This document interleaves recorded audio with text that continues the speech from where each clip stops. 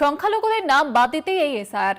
মুর্শিদাবাদ আর মালদাতে 20 লক্ষ নাম ইচ্ছাকৃতভাবে বাদ দেওয়ার জন্য এই লজিক্যাল ডিসক্রিপেন্সি সোশ্যাল মিডিয়ায় পোস্ট করেছেন এবং কমিশনকে তোপ দেখেছেন অরূপ চক্রবর্তী। তিনি যে অভিযোগ তুলছেন যে খসড়া তালিকা থেকে বাদ পড়েছে 5,46,053 জন ভোটারের নাম এবং তিনি যেমনটা বলছেন যে উদ্দেশ্য প্রণোদিতভাবে সংখ্যালঘুদের নাম বাদ দিতেই এই সিদ্ধান্ত নেওয়া হয়েছে, ইচ্ছাকৃতভাবে নাম বাদ দেওয়া হয়েছে সংখ্যালঘুদের, এমনটাই তিনি পোস্ট করেছেন, সোশ্যাল মিডিয়ায় পোস্ট করেছেন অরূপ চক্রবর্তী এবং এই নিয়ে বিজেপি এবং নির্বাচন কমিশনকে আক্রমণ করছেন তিনি। সোশ্যাল মিডিয়ায় তোপ দেখেছেন অরূপ চক্রবর্তী এবং তিনি যেমনটা বলছেন যে সংখ্যালঘুদের নাম বাদ দিতেই এই এসআইআর। মুর্শিদাবাদ আর মালদাতে 20 লক্ষ নাম ইচ্ছাকৃতভাবে বাদ দেওয়ার জন্যই এই লজিক্যাল ডিসক্রিপেন্সি সোশ্যাল মিডিয়ায় পোস্ট করে কমিশনকে আক্রমণ অরূপ চক্রবর্তীর।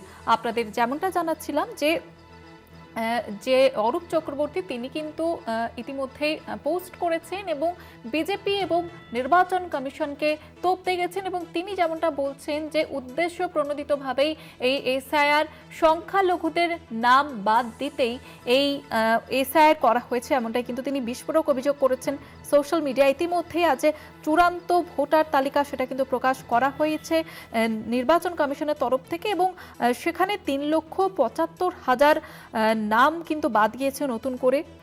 এবং এই নিয়ে এবার আমরা যেমনটা কিছুক্ষণ আগেই দেখাচ্ছিলাম যে দিকে দিকে বিক্ষোভ অশান্তি শুরু হয়ে গিয়েছে এবং অরূপ চক্রবর্তী তিনি সোশ্যাল মিডিয়ায় পোস্ট করেছেন সংখ্যালঘুদের নাম বাদ দিতেই এই এসআইআর।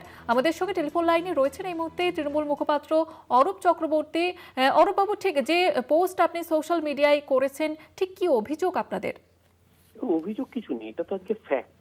আজকে লজিক্যাল ডিসক্রিপেন্সির অছিলায় যে মানুষের নাম এই আন্ডার অ্যাডজুডিকেশনে রাখা হলো, 60 লক্ষ নামের মধ্যে দেখা যাচ্ছে 11 লক্ষের বেশি নাম শুধুমাত্র সংখ্যালঘু অধ্যুষিত মুর্শিদাবাদে।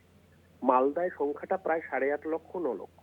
অর্থাৎ এই মালদা আর মুর্শিদাবাদ দুটো জেলাকে যোগ করলেই মোট রাজ্য জুড়ে যত অ্যাডজুডিকেশন রয়েছে তার 3/1 আর মালদা মুর্শিদাবাদের সাথে যদি আপনি উত্তর দক্ষিণ 24 পরগনা যোগ করেন, মানে যেই জেলায় সংখ্যালঘু বেশি আছে, আর উত্তর দিনাজপুর যদি যোগ করেন, তাহলে সংখ্যাটা গিয়ে দাঁড়াচ্ছে প্রায় 38-39 লাখ, অর্থাৎ 3/2। মানে ভাবতে পারছেন 70% নাম শুধুমাত্র 4-5টা জেলা যেখানে সংখ্যালঘুদের তুলনায় পার্সেন্টেজ বেশি, শুধু সেখান থেকে বাদ দেওয়া হচ্ছে।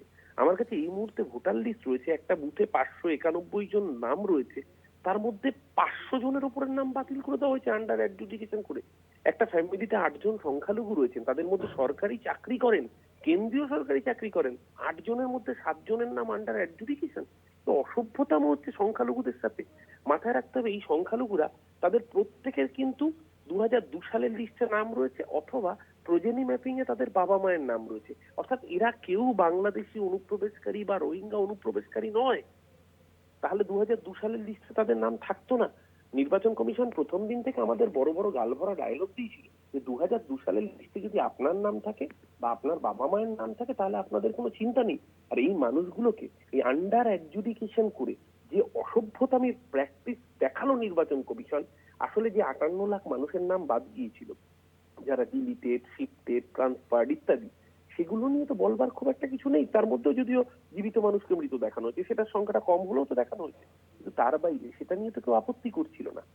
তাহলে যখন দেখলো যে মুসলমানদের নাম বাদ দিতে পারছে না, তখন এই লজিক্যাল ডিসক্রিপেন্সির অসভ্যতম করে আন্ডার অ্যাডজুডিকেশনের তালিকায় তাদের ফেলে দিয়ে তাদের নাগরিকত্বকে প্রশ্নের মুখে ফেললো, একটাই কারণে, যাতে যেন তেন প্রকারে এই নির্বাচনে সংখ্যালঘু মানুষ যারা বিজেপি বিরোধী তারা যাতে ভোটাধিকার থেকে বঞ্চিত হয়, মুসলমান যাতে ভোট দিতে না পারে, তাহলে যদি বিজেপির রাজ্য দখলের স্বপ্নটা বাস্তবায়িত হতে পারে।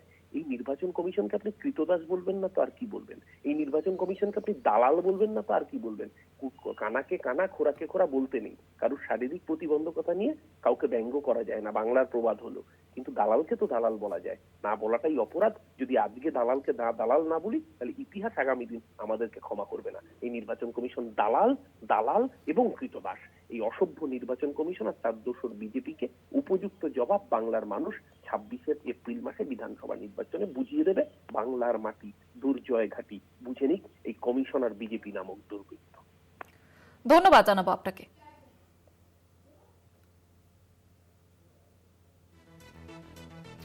আমরা কথা বলছিলাম তৃণমূল মুখপাত্র অরূপ চক্রবর্তীর সঙ্গে। তিনি যে অভিযোগ তুলছেন যে এবং সংখ্যালঘুদের নাম বাদ দিতেই এই এসআইআর, মুর্শিদাবাদ আর মালদাতেই 20 লক্ষ নাম ইচ্ছাকৃতভাবে বাদ দেওয়া হয়েছে বেছে বেছে সংখ্যালঘুদের, এবং তিনি এই নিয়ে বিজেপি এবং নির্বাচন কমিশনকে কিন্তু কটাক্ষ করলেন। কৃতদাস নির্বাচন কমিশন, এমনভাবে তিনি কটাক্ষ করেছেন।